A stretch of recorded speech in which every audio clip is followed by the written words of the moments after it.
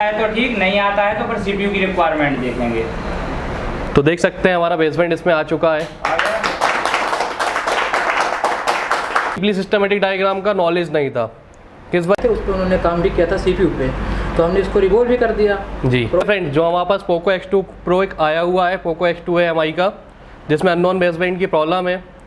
तो और WTR दोनों के बेसबैंड में डिफरेंस होता है। क्या डिफरेंस है? में बेसबैंड गया तो क्या क्या पॉसिबल है, SDR में बेसबैंड गया तो क्या क्या पॉसिबल है, मीडियाटेक में 6177 में गया तो क्या क्या पॉसिबल है। तो आपको एक एक लाइन की वर्किंग डीपली बिल्कुल समझाई जाएगी, जिसमें आप वैल्यू फेराड के हिसाब से हमारी फ्रीक्वेंसी पास होती है। नमस्कार दोस्तों, फोन में टेक्निकल इंस्टीट्यूट में आपका बहुत बहुत स्वागत है। तो फ्रेंड, आज हमारे पास एक सेट आया है जो कि हमारे आसिफ जी लेके आए हैं साथ में आज हमारी रनिंग क्लास में। तो जी हमारे पास है पोको X2, जिसमें अननोन बेसबैंड का प्रॉब्लम है। ये एक टेक्नीशियन लेके आए थे, उस पर उन्होंने काम भी किया था सीपीयू पे, तो हमने इसको रिवॉल्व भी कर दिया। जी प्रॉपर वोल्टेज आ रहा, सब कुछ SDR पे वोल्टेज भी प्रॉपर बन रहे हैं, लेकिन अभी भी वही प्रॉब्लम है, अननोन बेसबैंड। तो आपने इसमें सॉफ्टवेयर साइड काम करा है? सॉफ्टवेयर भी इसमें हमने फ्लैशिंग भी कर दी है और क्वेश्चन फाइल भी। अच्छा, तो अभी फिर भी इसमें अननोन बेसबैंड है। प्रॉब्लम बनी हुई है। तो ठीक है आशीष जी, हम इसको देखते हैं इसमें कहाँ से प्रॉब्लम है। तो स्टेप बाय स्टेप चेक करेंगे इसको पहले। तो देखिए फ्रेंड, जो हमारे पास पोको X2 Pro एक आया हुआ है, पोको X2 है MI का, जिसमें अननोन बेसबैंड की प्रॉब्लम है। तो जैसा कि आशीष जी ने बताया है हमें, इसमें हमारा अननोन बेसबैंड है। तो इन्होंने QCN भी ट्राई किया है फ़ोन पे, सॉफ्टवेयर साइड भी वर्क किया हुआ है, और उसके बाद उन्होंने CPU रिवॉल्व भी कर लिया है, क्योंकि CPU से इसमें कॉमन प्रॉब्लम आती हैं बहुत सारी।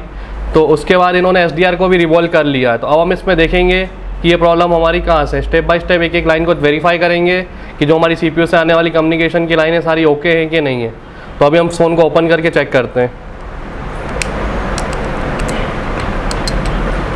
एक्चुअली क्या होता है कि इस मोबाइल में SDR लगा हुआ है, कुछ मोबाइल में हमारा WTR आता है, कुछ में SDR लगा है, कुछ में मीडियाटेक में 6177 IC लगी हुई है। तो SDR और WTR दोनों के बेसबैंड में डिफरेंस होता है। क्या डिफरेंस होता है? SDR से बेसबैंड जाना कॉमन बात है, क्योंकि यहाँ से मोडम इससे ही इनेबल होती है, यहाँ से भी हमारा सिग्नल जाता है मोडम के लिए। बट कंडीशन क्या है कि WTR आप हटा भी देंगे तो भी बेसबैंड पे कोई दिक्कत नहीं होती है। ठीक है, तो नेटवर्क सेक्शन में आपको ये भी पूरी जानकारी डीपली अभी जो बताएगी और जो अभी बाकी है। WTR में बेसबैंड गया तो क्या क्या पॉसिबल है, SDR में बेसबैंड गया तो क्या क्या पॉसिबल है, मीडियाटेक में 6177 में गया तो क्या क्या पॉसिबल है। तो आपको एक एक लाइन की वर्किंग डीपली बिल्कुल समझाई जाएगी, जिसमें आपको बेसबैंड का, क्योंकि नेटवर्क सेक्शन में अक्सर क्या होता है, डायरेक्ट ट्रांस रिसीवर को चेंज कर दिया जाता है। डायरेक्ट हमें नेटवर्क IC नहीं चेंज करनी होती है। नेटवर्क सेक्शन का भी एक फ्लो, एक सीक्वेंस होता है, कब जाके कौन सी IC कौन सा वोल्टेज वर्किंग में आएगा, फिर जाके कौन सा वोल्टेज रिलीज होगा।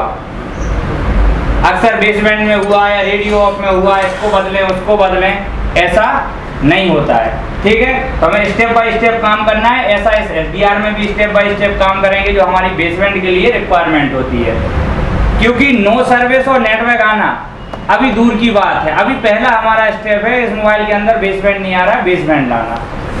ठीक है, तो अभी इसमें बेसबैंड के लिए क्या क्या जिम्मेदार है, जैसा कि आसिफ जी ने बताया है, सॉफ्टवेयर भी कर चुके, QCN भी कर चुके, इसके अलावा CPU भी रिवॉल्व कर चुके, SDR भी बदल चुके। तो अब इसमें थोड़ा सा डिफिकल्ट फॉल्ट होगा, हमें सप्लाइयों को चेक करना पड़ेगा कौन सी सप्लाई इससे मिस है या कौन सा हमारा IC काम नहीं कर रहा है। ठीक है, तो इसका हमारा पोको X2 का हमने स्कीमेटिक भी यहाँ खोल रखा है। तो स्कीमेटिक के हिसाब से हम वो लाइनें चेक करेंगे जो हमारे बेसबैंड के लिए जिम्मेदार हैं। अभी हमारा कोई नो सर्विस या कोई अदर प्रॉब्लम नहीं है कि हम अदर सेक्शन अदर देखेंगे, हम सिर्फ उन्हीं लाइनों को अभी चेक करेंगे जो बेसबैंड के लिए जिम्मेदार हैं, क्योंकि पहले बेसबैंड लाना हमारा काम है। अगर बेसबैंड आ जाता है तो नेटवर्क अगर नहीं भी आते हैं तो बाकी टेस्टिंग हम बाद में करेंगे। ठीक है, तो इसको स्टेप बाय स्टेप चेक करेंगे और इसके स्कीमेटिक में देखेंगे, क्योंकि डायरेक्ट क्या होता है, कई बार हम SDR का GR भी बना के रख लेते हैं, डायोड वैल्यू। तो डायरेक्ट भी GR लेने से भी कुछ नहीं होता, क्योंकि बहुत सारी लाइनों में हमारे सीरीज में कैपेसिटर लगे होते हैं। आपको पता भी होना चाहिए कैपेसिटर लगा है, तब उसे किस कंडीशन में चेक करें, और कैपेसिटर भी कितनी वैल्यू पर लगाओ, किस वैल्यू से कितनी फ्रिक्वेंसी पास होती है। नेटवर्क सेक्शन में ये बहुत बड़ी बात है। कोई कंपोनेंट्स भी अगर हट गया तो आप ऐसे ही यूं का कहीं का नहीं लगा सकते। वैल्यू फेराड के हिसाब से हमारी फ्रीक्वेंसी पास होती है, तो उसके हिसाब से हम स्टेप बाय स्टेप पहले इसका बेसबैंड रेडी करेंगे। बेसबैंड रेडी के बाद अगर नेटवर्क आते हैं तो ठीक, नहीं आते हैं तो फिर स्टेप बाय स्टेप आगे इसकी नेटवर्क की भी प्रोसेस कंप्लीट करते हैं। ठीक है, तो देख सकते हैं फ्रेंड्स, इन्होंने आसिफ जी ने यहाँ पे CPU रिवॉल्व किया हुआ है इस मदरबोर्ड में और काफ़ी काम भी हो चुका है। देख सकते हैं सारे सेक्शन की हमारी सील्ड ओपन है। पहले मैं आपको इसकी कंडीशन दिखा देता हूँ। यहाँ पे हमारा CPU साइड भी इन्होंने काम कर चुके हैं और इस सेक्शन की भी सील्ड ऑप्शन है। ये पावर सेक्शन है जो कि हमारा, और यहाँ नेटवर्क सेक्शन की भी सील्ड ओपन है। मतलब जो मदरबोर्ड के जितने भी सेक्शन थे सब जगह इन्होंने काम किया हुआ है इस मदरबोर्ड में। तो अब हम इसका SDR रिमूव करेंगे और एक एक लाइन को वेरीफाई करेंगे कि हमारी किस लाइन से प्रॉब्लम है।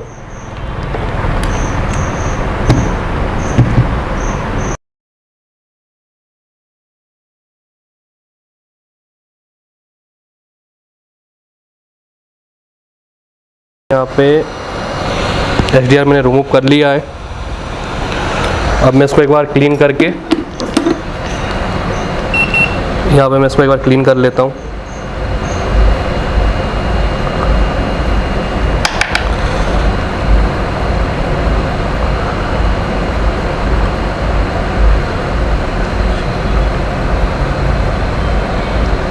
तो अभी मैं इसको एक बार डिसॉल्व कर दूंगा पूरा प्रॉपरली, ताकि हम GR लें तो हमें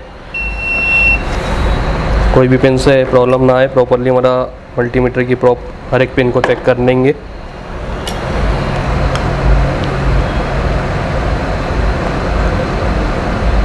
तो डिसॉल्व करते समय हमें बिल्कुल हल्के हाथ से डिसॉल्व करना है, ज़्यादा रगड़ना नहीं है किसी भी पिन को।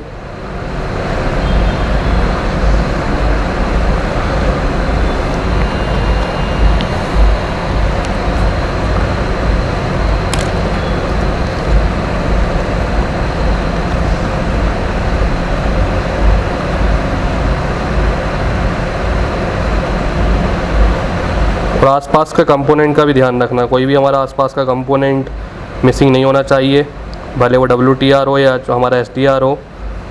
ये कंपोनेंट से भी हमारी बहुत सारी प्रॉब्लम बन जाती है। तो अभी हमें आसपास के सारे कंपोनेंट बिल्कुल क्लियर दिख रहे हैं, ये सारे ओके लगे हुए हैं। डिसोल्डिंग करते टाइम हमारा सोल्डर कहीं भी टच होता है तो कुछ भी कंपोनेंट हमारे रिमूव हो जाते हैं, वो भी हमें इस चीज़ का ध्यान रखना है।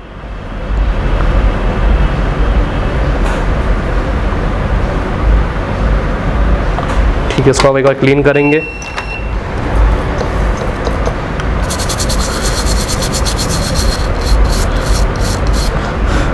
तो सर SDR 660 का कौन कौन सी लाइनें चेक करना होती हैं, थोड़ा सा आप हमें बताइए।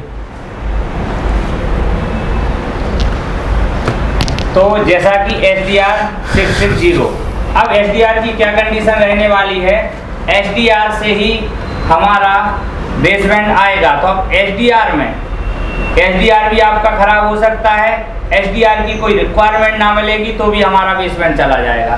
ठीक है, तो हमें SDR की रिक्वायरमेंट क्या क्या है, पहले तो उसे ऑन होने की, पहले उसे ऑन होने के लिए उसके वोल्टेज, उसकी RFFE, इसके बाद ये दो चीज़ें जब हमारी कंप्लीट होगी फिर हम आगे बढ़ेंगे उसकी लाइनों की तरफ। ठीक है, तो पहले हम उसके वोल्टेज की लाइन की GR ले लेंगे कि वोल्टेज की लाइन कोई शॉर्ट तो नहीं पड़ी, सारी कनेक्टिविटी हमारी ओके है या नहीं। तो वोल्टेज हम कंपोनेंट्स पे देख लेंगे, हमें वॉल पे देखने की कोई इतनी आवश्यकता नहीं है, बाकी चीज़ें वॉल पे चेक करेंगे। तो अभी हमें वोल्टेज की ही कुल टेस्टिंग करनी है, सारी वोल्टेज वाली लाइन है। तो हमारा स्कीमेटिक में U1300 हमारा SDR का स्कीमेटिक कोड है। ठीक है, ये लगा है SDR 660। तो ये लिखा है हमारा पावर। ठीक है, ये हमारा पावर सेक्शन है, तो पहले हम पावर को चेक कर लेते हैं। तो पावर में पहले हमें एक 1.0 वोल्टेज की लाइन जो कि कैपेसिटर C1400 पर चेक करनी है कि ये कहीं लाइन शॉर्टिंग में तो नहीं पड़ी। तो पहले इसको देख लेते हैं कैपेसिटर कहाँ है। तो ये हमारे SDR के जस्ट ऊपर ये दो बड़े कैपेसिटर लगे हुए हैं, इसका हम पहले कूल टेस्टिंग कर लेंगे। ये 1.0 की लाइन हमारी लीकेज या शॉर्टिंग में नहीं होनी चाहिए। तो तो आसिफ जी ये मल्टीमीटर है, जी सर। मैं यहाँ पे रीडिंग चेक करूँगा और आप मुझे वेरीफाई कराइएगा, ठीक है। तो सर आपने कौन से कंपोनेंट बताई उस C1400 पे? C1400 पर आप देखिए इसका कूल टेस्टिंग ओके है या नहीं। तो C1400 को हम वेरीफाई करते हैं। ग्राउंड है अब कितना है? 494। 494 की डायोड वैल्यू मिली हमें यहाँ यानी पे। कूल टेस्टिंग ओके है। ठीक है सर। दूसरी देखेंगे, अब एक ही वोल्टेज हमारी कितनी लाइनों पे गया? सभी लाइनों पे गया है। तो हमें यहाँ से कूल टेस्टिंग हमने देख ली, तो यानी ये लाइन हमारी शॉर्ट और लीकेज में नहीं है। अब हम इसकी 1.8 की लाइन एक देख लेते हैं। तो 1.8 की लाइन का हमारा कैपेसिटर 1412 इस पे हमें मिल जाएगा। ये 1412 जस्ट नीचे ही लगा है, तो उसके नीचे भी जो कैपेसिटर लगा इसकी भी हमें कूल टेस्टिंग क्या वैल्यू मिली? ग्राउंड है ग्राउंड है इस साइड कोई 495। 495। ये भी हमारी सही। तो ये भी हमारा ओके। ठीक है, आगे देखते हैं हमारा 1.2 वोल्टेज। तो 1.2 इस कैपेसिटर पे हमें मिलना चाहिए। इसकी रीडिंग ये नीचे कैपेसिटर लगा है उसके ही रजिस्टर के नीचे, यही बताइए आसिफ जी। 496। 496 ये भी सही है। ठीक है, आगे हम देखेंगे 1.0 L3 और ये कौन सा था हमारा L2। ठीक है, 1.0 की ही लाइन है लेकिन वोल्टेज अलग अलग जगह से आया है, तो हमें वो लाइन चेक करनी पड़ेगी। ठीक है, तो अभी इसका कैपेसिटर देखते हैं। जस्ट नीचे ही है, जस्ट उसके नीचे है। इसकी क्या रीडिंग है? 496। 496। मतलब चारों वोल्टेज हमने जो चेक किए हैं कंपोनेंट, उनकी डायोड रीडिंग ओके है, उनमें किसी भी प्रकार की शॉर्टिंग नहीं मिली अभी। ठीक है, तो अभी एक और 1.8। अभी ये 1.8 हम देखेंगे। देखो इनमें डिफरेंस है, अलग अलग में क्यों चेक करना। ए कहाँ से आया? L10A, और इस साइड जो 1.8 था क्या था? L14A। अलग अलग एलडीओ से हमारा ए लीनियर सप्लाई आई हुई है। ठीक है, तो इसको भी हम चेक कर लेंगे। ये हमारा नीचे लगा हुआ है, इसकी जरा कूल टेस्टिंग लें। 2 रजिस्टर के बाद है सर? हाँ, नीचे यहाँ 2 रजिस्टर लगे हैं, फिर कैपेसिटर, फिर रजिस्टर है ना बीच में? हाँ, बीच का कैपेसिटर है। तो क्या वैल्यू है आसिफ जी? ग्राउंड आया इस साइड, दूसरी साइड 296। ठीक है, इसका भी कूल टेस्टिंग ओके है। आगे देख लेते हैं। तो अभी हमारी जो वोल्टेज की लाइनें थी उनका कूल टेस्टिंग ओके है। तो ठीक है, अभी हमें पहले कूल टेस्टिंग से ही ओके करना है। जब हम सारी लाइनों की जो इम्पोर्टेंट है कूल टेस्टिंग ओके करेंगे, बाद में हॉट टेस्टिंग देखेंगे। तो अभी हमने वोल्टेज देख लिया। अभी हमें मेन इसकी RFFE जो हमारी डाटा क्लॉक है, तो RFFE की हमें देखना है। तो RFFE लाइन में इसमें 2 रजिस्टर लगाए गए हैं, तो हम डायरेक्ट रजिस्टर पर ही देख लेंगे।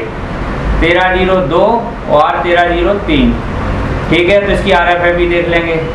तो RFFE ये लगे हैं 1302 1303, 2 कैप के नीचे यही 2 रजिस्टर। जरा इनकी वैल्यू बताएं कितना है? 395। कितना? 395। 395। ठीक है, दूसरे का? इसका भी 395। तो दोनों की सेम वैल्यू आ रही है। सेम वैल्यू आ रही है तो हमारा ये ओके है। ठीक है, एक बार आप इसको मेगा ओम किलो ओम में भी चेक करके बताइए, दोनों में हमारी सिमिलरिटी होनी चाहिए।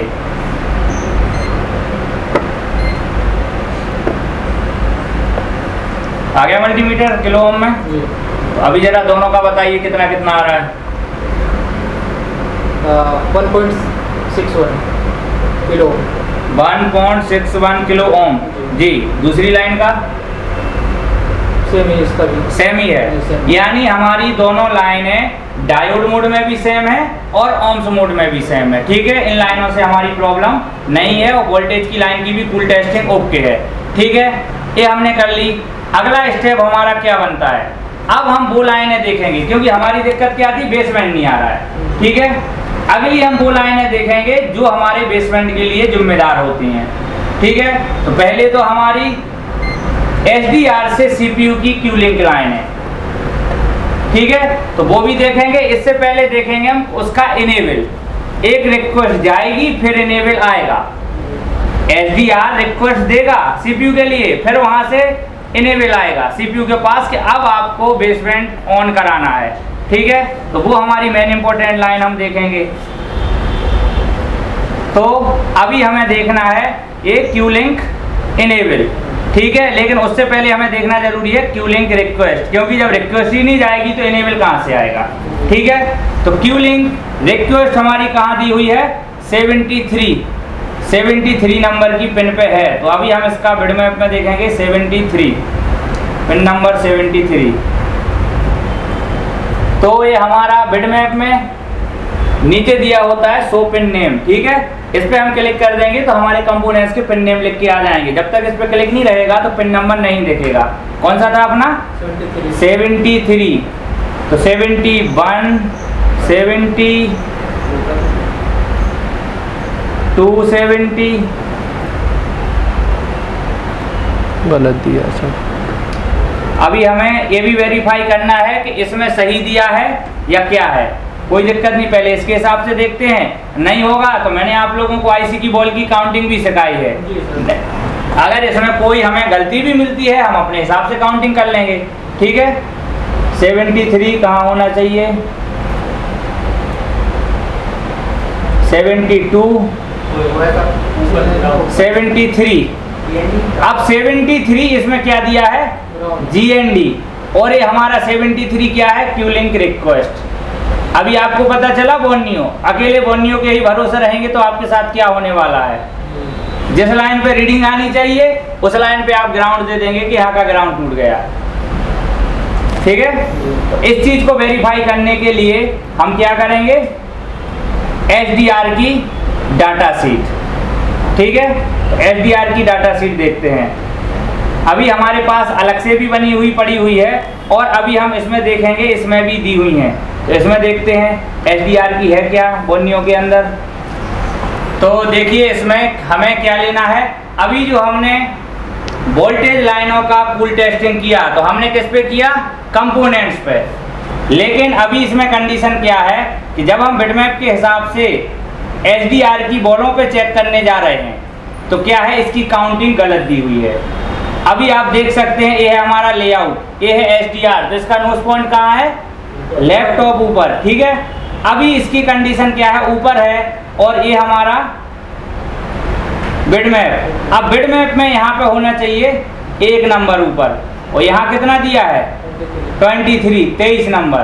तो यानी अगर हम इसके हिसाब से काउंटिंग करेंगे तो ये हमारी गलत है और हम फॉल्ट तक नहीं पहुँचेंगे। तो आप लोगों को ये भी दिमाग में देना है कि बोर्नियो में भी गलतियाँ हैं, बोर्नियो के ही भरोसे हमें नहीं रहना है, हमें अपना नॉलेज इस्तेमाल करना है। तो अभी क्या देखेंगे हम, सेम टू सेम AIC की बॉल। अभी हमारा यहाँ नोस्कर पॉइंट था तो यहाँ हमारी होनी चाहिए 1 नंबर। तो हम डाटा शीट खोलते हैं HDR की, तो डाटा शीट पे क्या दिया है, 1 नंबर। ये डाटा शीट हमारी प्रॉपर है, ठीक है। 1 नंबर, 2 नंबर, 3 नंबर, ऐसे लाइन से जाएंगे। तो हम डाटा शीट और स्कीमेटिक के सहारे बॉलों की काउंटिंग करेंगे, बोर्नियो में बिटमैप से नहीं करेंगे, क्योंकि बिटमैप उल्टी काउंटिंग कर दी बिटमैप ने, ठीक है।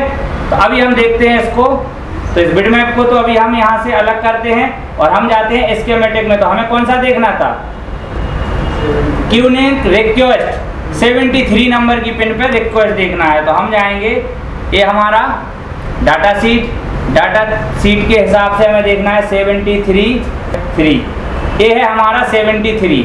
तो ये कहाँ से रहा, हम छोटा कर लेते हैं इसको। इस साइड से हमारी कितने नंबर की पिन रही, 73। तो यहाँ से हमें जाना 1, 2, 3, 4, 5, यहाँ से 5 बॉलें गिनेंगे और 5 से यहाँ दूसरी। ये है हमारी 73 क्यू लिंक रिक्वेस्ट। तो इसकी हमारी कूल टेस्टिंग ओके होना चाहिए। 5 का सर कितना था, 2 से दूसरी। तो आसिफ जी रीडिंग बताइए। OL आ रहा है इस पे, OL आ रहा है, उसके ऊपर वाली थी, आपने नीचे लगा दिया। नहीं, हाँ ऊपर वाली थी, 5 के सामने 1, 2, 3, 4, 5 यही थी। अब आया वैल्यू जी कितना आया, 93। तो इस पिन पर हमारा 693 डायोड रीडिंग आ रहा है CPU साइड से, और ये पिन हमारी ओके है। क्यू लिंक की हमारी जो रिक्वेस्ट वाली पिन है वो कनेक्टेड है, क्योंकि जब तक रिक्वेस्ट यहाँ से नहीं जाएगी CPU के पास, जब तक इनेबल नहीं आएगा। ठीक है। अब हम स्कीमेटिक में देखते हैं इनेबल वाली पिन, तो ये रिक्वेस्ट है, अभी हमें 143 नंबर पे क्यू लिंक का इनेबल आया है, ठीक है। तो हम 143 नंबर की पिन पे देख लेते हैं 143, तो 143 हम अपनी डाटा शीट में देखेंगे क्योंकि बोर्नियो में तो गलती है।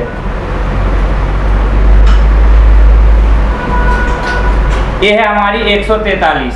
तो अभी हम नीचे से इसकी काउंटिंग कर लेंगे, तो 1 2 2 के बाद एक खाली, खाली के बाद दूसरा 2 और 2 के बगल में हमें यहाँ आना है, तो 1 और 1 2, 2 के बगल में, हाँ यही। कितनी रीडिंग आ रही इस पर? कितनी है? 494 494 की डाइवर रीडिंग है इस पिन पे। तो ये भी हमारी सीपीयू से कनेक्टिविटी प्रॉपर है, ठीक है। और बेसबैंड के लिए हमारा क्या क्या जिम्मेदार है स्कीमेटिक में देखते हैं।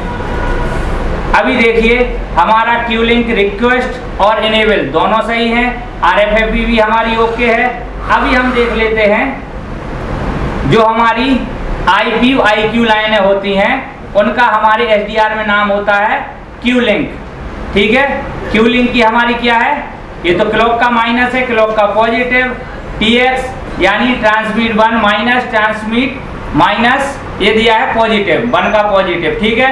तो हम ये कितनी 2 4 6 8 10 ये 10 लाइनों को और चेक कर लेंगे क्योंकि हमारी सीपीयू से जो हमारा रिसीविंग और ट्रांसमिटिंग हो रहा है तो उसकी हमारी मेन लाइन है, ठीक है। तो हम जरा एक बार इनका भी GR ले लेंगे, ठीक है।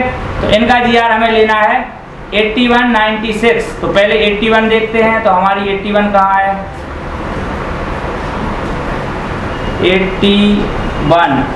81 हमारी ये है, तो वहाँ से हम कहाँ से काउंटिंग करेंगे? 1 2 3 4 5, ऊपर से 5 बॉल गिनना है, 1 2 3 4 5, और 5 में से जस्ट नीचे वाली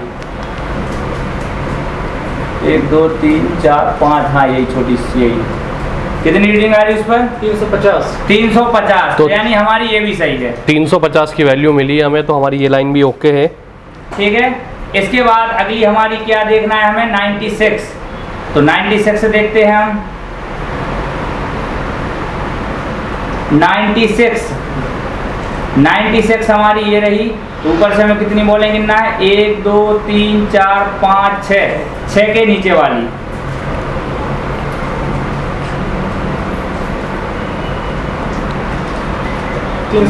$350। ये भी रीडिंग हमारी सही आ रही है, ठीक है। अगर बोर्नियो का बिटमैप की काउंटिंग सही होती तो हम डायरेक्ट उस बॉल पे पहुंच जाते। अब इसमें थोड़ा सा 2 मिनट ज़्यादा लगेगा, लेकिन हमारी प्रॉपर टेस्टिंग होगी। 96 के बाद हमें 87 और 72, तो 87 1 2 3 4 5 6 में ही पिन चेक करना है। 87 कितनी आई सी रीडिंग? जो है इस पर एक सेकंड, अब देखिए 351 की वैल्यू हमें इस पे मिली है, ठीक है। तो 87 के बाद हमारी 72, तो अभी हम इसमें 72 भी जस्ट वहीं है, 1 2 3 4 5, 5वीं पिन है 72, सीधी लाइन से ना? हाँ ये 75। कितनी वैल्यू है? 351। तो सेम वैल्यू हमें इस पे भी मिली है 351 की, ठीक है। ये भी हमारी ओके है। अगली हम देखते हैं 88। तो 88 ये रही हमारी यहाँ से 1 2 3 4 5 6 बॉलों के सेकंड वाली। सेकंड में सर नीचे है या राइट? देखो 1 2 3 4 5 ये रहा 6 के राइट हैंड वाली, यही। कितनी वैल्यू मिली? 344 की डाइवर्टिंग हमें स्पिन पे मिली है, ठीक है। 103, तो 103 जस्ट यहीं दी हुई है, 102 103। तो अभी यहाँ नीचे से गिन लेंगे, चाहे ऊपर से, नीचे से 1 2 3 4 5 में के राइट हैंड वाली। कितनी रीडिंग आ रही है? 343 की ये डाइवर्टिंग भी हमारी सही है, ठीक है। 111 111 और 127, तो 111 यही है हमारी, 111 है हमारी, पहला दूसरा तीसरा चौथे के सामने वाली। कितनी रीडिंग आ रही? 344। जस्ट उसके नीचे वाली बोर और देख लें आप। 344 आ रही, कितना आ रहा है इसमें? इसमें 343। ठीक है, उसके नीचे वाली, उसी के नीचे ये जस्ट बगल वाली, तीसरे का दूसरा हाँ 127 नंबर। कितना आया? 344। 344। पहले पे 343 मिला हमें और दूसरी पे 344 मिला। ठीक अब तो ही ये हमारी लाइनें बची हैं 135 और 119, तो हम इन्हें भी देख लेंगे। 135 119, तो 135 ये है, 135 1 2 3 तीसरे के सामने वाली, 1 2 3 तीसरे की सेकंड, हाँ तीसरे के सामने वाली, 1 2 3 3 की है। ठीक है, कितनी रीडिंग मिली? रीडिंग है 346 ना? ठीक है, 346 की डायोड रीडिंग अभी थी। हमें 119 एक पिन और चेक करना है, तो 119 13 14 15 16 17 18 19 हमारी ये है, तो ये कितने नंबर पे होनी? 1 2 3 4 4 के सामने वाली, तो 4 के सामने राइट में ना? हाँ 4 के राइट में। अब कितनी रीडिंग मिली? रीडिंग आ रही 343। तो अभी हमने देखा कि हमारी जो क्यू लिंक की लाइनें हैं उनकी भी सीपीयू से कनेक्टिविटी ओके है, ठीक है। वोल्टेज की लाइन ओके है, सीपीयू से कनेक्टिविटी वाली लाइन ओके है, डाटा क्लॉक भी आ रही, ठीक है। अभी हम और देखते हैं इसमें कि बेसमेंट के लिए और क्या क्या रिक्वायरमेंट है, ठीक है। अभी और देखते हैं।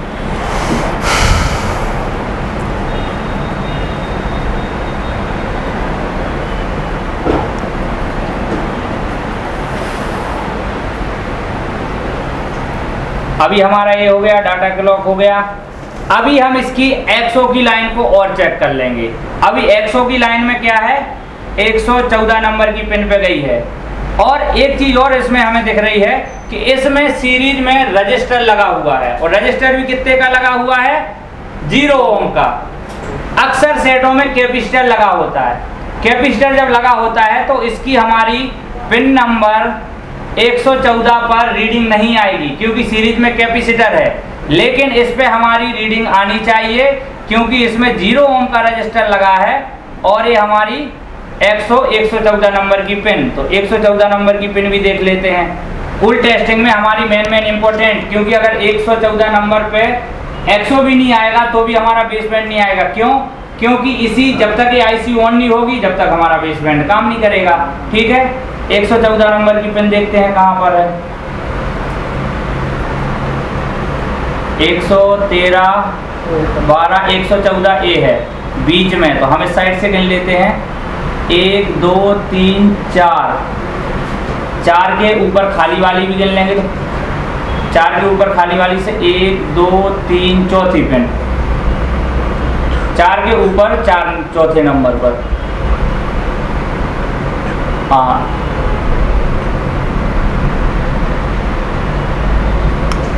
कोई रीडिंग आ रही इस पर? ओएल है, रीडिंग नहीं आ रही। ओएल है सर ये। 1 2 3 4 4 हमारी इस साइड से हो गई, 1 2 3 4 नीचे से हो गई। प्रॉपर आपने टच किया है? 1 2 3 4, उसके बाद ऊपर वाली से 4 लेना है ना? हाँ, छोटी वाली लाइन से 1 2 3 4, बिल्कुल सही है सर, बिल्कुल प्रॉपर है। बिल्कुल। क्या रीडिंग मिली आसिफ जी? ओएल आ रहा है। तो सर इस पे कोई रीडिंग नहीं है, तो मतलब इस पे रीडिंग तो आनी चाहिए। क्यों आनी चाहिए? क्योंकि रास्ते में 0 ओम की रजिस्टर है। लेकिन हम इस लाइन को और आगे देखेंगे, हो सकता है इस रजिस्टर के आगे कोई कैपेसिटर लगा हो, ठीक है। तो स्कीमेटिक में इस लाइन को हम और वेरीफाई करेंगे। तो हमने WTR एक्सो लाइन को सेलेक्ट किया। इसके आगे बढ़ते हैं कि इस लाइन में और क्या है। नेक्स्ट सीधा हमारा ये PM 7150 के अंदर आ गई। रास्ते में और कोई भी कंपोनेंट नहीं है, तो अब इस बात की गारंटी है कि इस पे रीडिंग आनी चाहिए। जब रास्ते में अगर कोई कंपोनेंट नहीं है तो रीडिंग आना यहाँ पॉसिबल है, जरूरी है। जरूरी तो है। सर एक बार एक कंपोनेंट चेक करिए। लोकेशन बताइए सर। R1301 इसकी लोकेशन है। ये हमारे SDR के नीचे लगी हुई है। यहाँ एक कैपेसिटर NC रखा गया है और इसके नीचे लगी हुई है। सर कंपोनेंट तो लगा हुआ है, देख सकते हैं। कंपोनेंट लगा हुआ है तो इसकी वैल्यू देखिए दोनों तरफ। इस साइड मिला है जी, कितना वैल्यू आ रहा है? 789। एक साइड वैल्यू आ रहा है दूसरी 789, दूसरी साइड नहीं आ रहा, एक साइड आ रहा है सर, दूसरी साइड नहीं आ रहा है। दूसरी साइड नहीं आ रहा है तो ये रजिस्टर ही हमारी फॉल्टी है। इस साइड आ रहा है ना? कितना वैल्यू मिला इस साइड आपको? 789 एक साइड मिल रहा है एक सर। साइड 789 है, दूसरी साइड वैल्यू नहीं आ रही, आनी चाहिए, लेकिन ये रजिस्टर तो हमारी 0 ओम की है। जी। तो 0 ओम की रजिस्टर है, तो हम इस रजिस्टर को हटा के एक पतले वायर से शॉर्ट कर देंगे, क्योंकि ये रजिस्टर हमारी 0 ओम की है। तो अभी इस रजिस्टर को रिमूव करके हम चेक करते हैं और इसको शॉर्ट करके उस पिन पे वेरीफाई करेंगे, 114 वाली पिन पे। कैमरा क्लियर करिए जरा ऊपर का।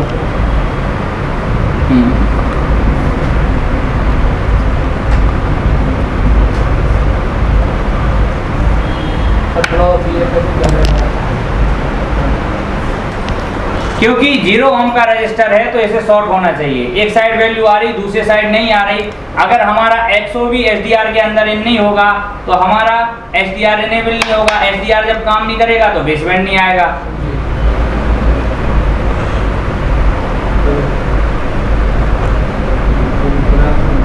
क्योंकि SDR से ही हमारी मोडम ऑन होगी।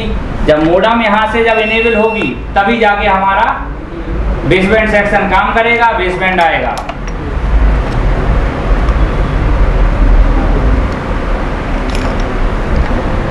तो 114 नंबर पे पिन, अभी 144 नंबर पे हम रीडिंग देखेंगे और रीडिंग देखने के बाद अगर रीडिंग आती है तो फिर इसमें SDR लगा के चेक करेंगे। ठीक तो है।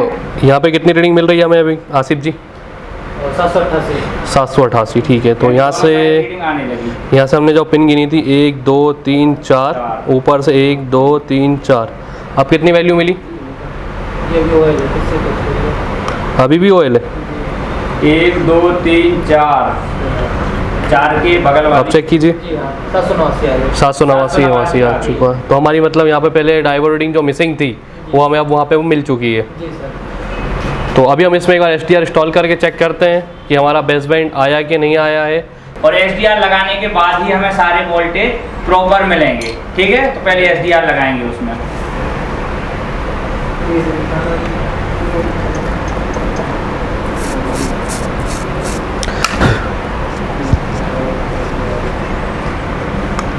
तो अभी IC को हम रिवॉल्व कर लेंगे।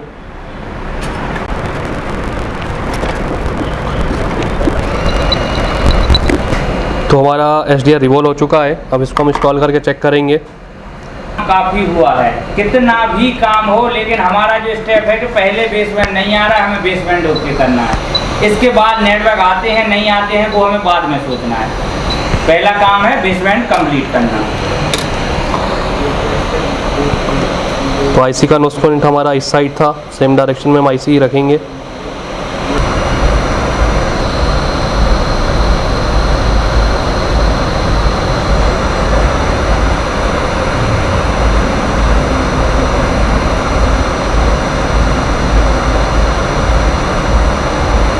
हल्का सा SDR को ट्विक कर देंगे ताकि वो अपनी जगह पे प्रॉपर सेट हो जाए। हिला देंगे और अब चेक करते हैं थोड़ा सा बोर्ड को ठंडा होने के बाद कि हमारा जो बेसबैंड है वो आया है कि नहीं आया है। इसके बाद भी हमें कोई और लाइनें चेक करना पड़ेंगी, क्योंकि जहाँ तक हमारी जो लाइनें थी हमने कम्प्लीटली चेक करी है। उसमें हमें XO की लाइन में हमें मिसिंग मिली थी, जिसको हम रिपेयर कर चुके हैं। तो अब हम इसको थोड़ा सा ठंडा करके चेक करते हैं मदरबोर्ड को कि हमारा जो बेसबैंड का प्रॉब्लम था वो फिक्स हुआ है या नहीं हुआ है।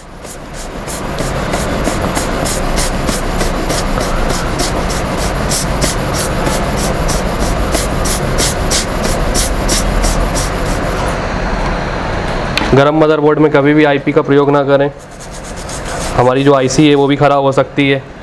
तो इसलिए मदरबोर्ड को ठंडा होने के बाद भी किसी भी हम IP को यूज़ करते हैं ताकि वो प्रोटेक्ट रहे, IC हमारी कोई भी ख़राब ना हो। तो ठीक है, फ़ोन को ऑन करते हैं और चेक करते हैं कि जो हमारा बेसबैंड था वो सॉल्व हुआ है कि नहीं हुआ, जो बेसबैंड का प्रॉब्लम था। और अभी भी अगर बेसबैंड नहीं आएगा, अभी तो सिर्फ हमने ये SDR की रिक्वायरमेंट देखी हुई है, अभी भी बहुत कुछ बाकी है। अगर अभी भी बेसबैंड नहीं आया तो अभी भी बहुत कुछ बाकी है।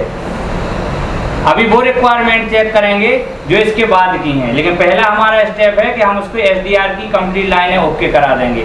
बेसबैंड आता है तो ठीक, नहीं आता है तो फिर CPU की रिक्वायरमेंट देखेंगे। तो सेट हमारा ऑन हो रहा है। इसको ऑन होने के बाद हम कम्प्लीटली चेक करेंगे पाएंगे कि हमारा बेसबैंड आया या नहीं आया। इसके बाद भी अभी हमारे किसी अदर सेक्शन से इसमें प्रॉब्लम बची हुई है। सेटिंग में हम जाएंगे अबाउट फ़ोन में ऑल स्पेसिफिकेशन। तो देख सकते हैं हमारा बेसबैंड इसमें आ चुका है।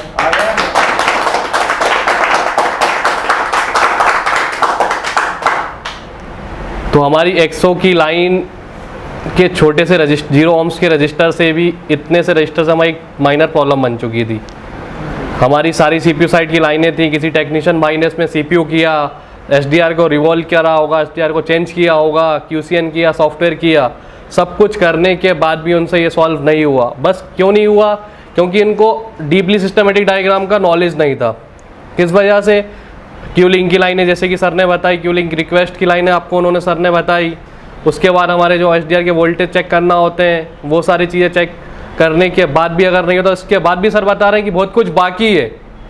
तो वो सारी चीज़ें चेक करने के लिए आपको एक डीप सिस्टमेटिक डायग्राम का नॉलेज होना चाहिए।